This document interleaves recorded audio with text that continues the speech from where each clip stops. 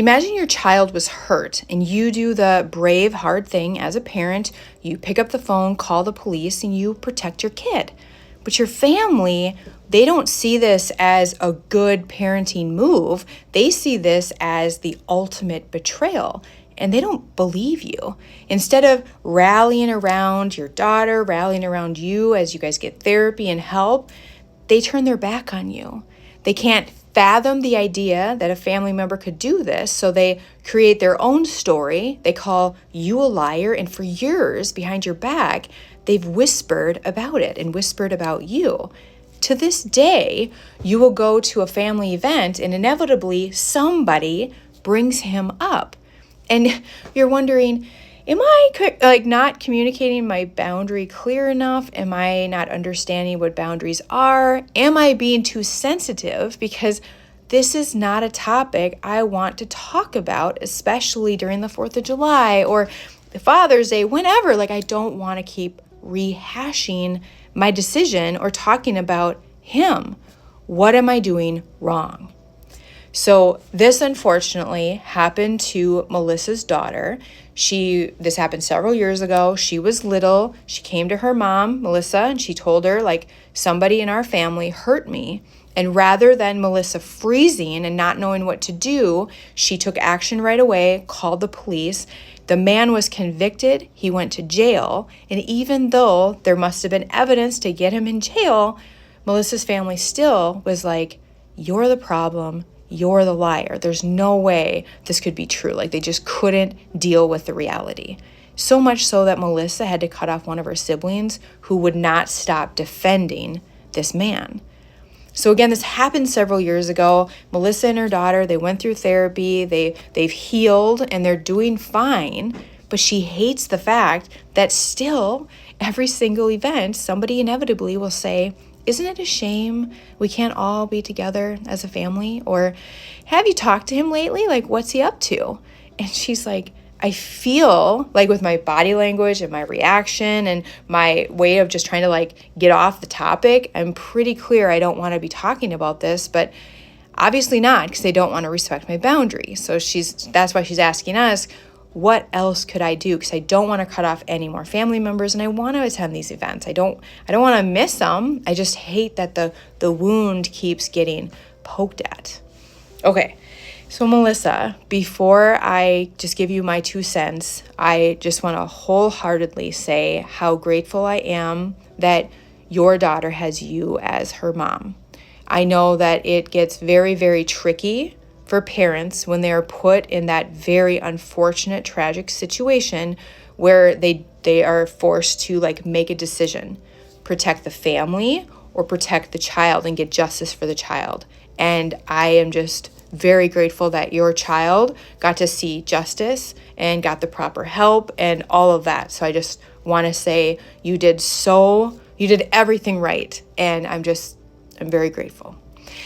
As far as your boundary, let's just remember that a boundary is something you can control, and you cannot control whether Aunt Susie brings it up. You can't, control whether, a brother says something, or, you can't control what topics they bring up, but you can be very clear on where you're at, what you want to talk about, what you won't talk about, and then you also have control of what you're going to do if they still bring it up.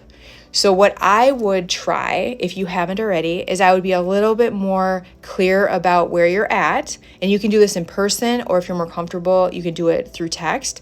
Basically, I would, depending on the situation, I like to just do a text, and then I have something like a script memorized for in the moment. But I would send a text ahead of time to whoever tends to bring it up. Hopefully it's not more than 3 people. And I would just say, hey, I'm really looking forward to getting together next weekend. Before we get together, I just want to let you know where I'm at. I know very often you like to bring up him. You have questions about the past. You have questions about whether or not I'm in contact with him. Just so you know, I do not have a relationship with him, nor will I ever have a relationship with him. And that was a very painful time in our lives, one that I do not want to revisit, especially at these events. I'm just there to enjoy you, enjoy our time together. And it's definitely very painful when it's brought up. So I'm just asking you, with all the respect in the world, if you could not bring him up, like, I would greatly appreciate it. And just know, if you happen to still bring him up because you just forget or whatever, I am going to politely leave the conversation. And I just can't wait to see you next weekend. So that's something you can text ahead of time. And then in the moment, let's say Aunt Susie comes up and she's just like, isn't it a shame we can't all be together here as a family? You can just say, Aunt Susie, I understand your heart is probably in the right spot. I just want you to know that that was a very painful period in our lives, one that I do not want to revisit. So when I'm here, I just want to enjoy our time together. So let's talk about anything else but him. And then hopefully she switches subjects. But if she doesn't, then you can just say, like, I'm just going to pause you there. I'm going to go get some lemonade. And then you can just excuse yourself. Yes, will the wound get poked and you'll feel that activation? Yes, and that is unfortunate. But like you're saying, I don't want to stop going to the events. That's the only way you will be able to fully control whether or not that's brought up, is by not attending the events when the people who bring it up are attending. But what I'm trying to show you is that you're still empowered with ways to mind your boundary. You're still empowered with, communication tools. You can send the text. You're still empowered with ways to shut down the conversation and not engage with it, and not feel like you have to defend your choice or talk about him at all. And then also you have an option of just completely kindly ending the conversation and going to do something else. So once again, I am very touched by your story and how brave you were as a mom, and the action you took on behalf of your child, and then all the therapy and everything you did to heal from the situation. And I'm very sorry that your child went through that. And I thank you so much for sharing your story. I hope my insight helped. And I know you're going to be taken care of by our community, and they're going to have lots of ideas in the comments as well.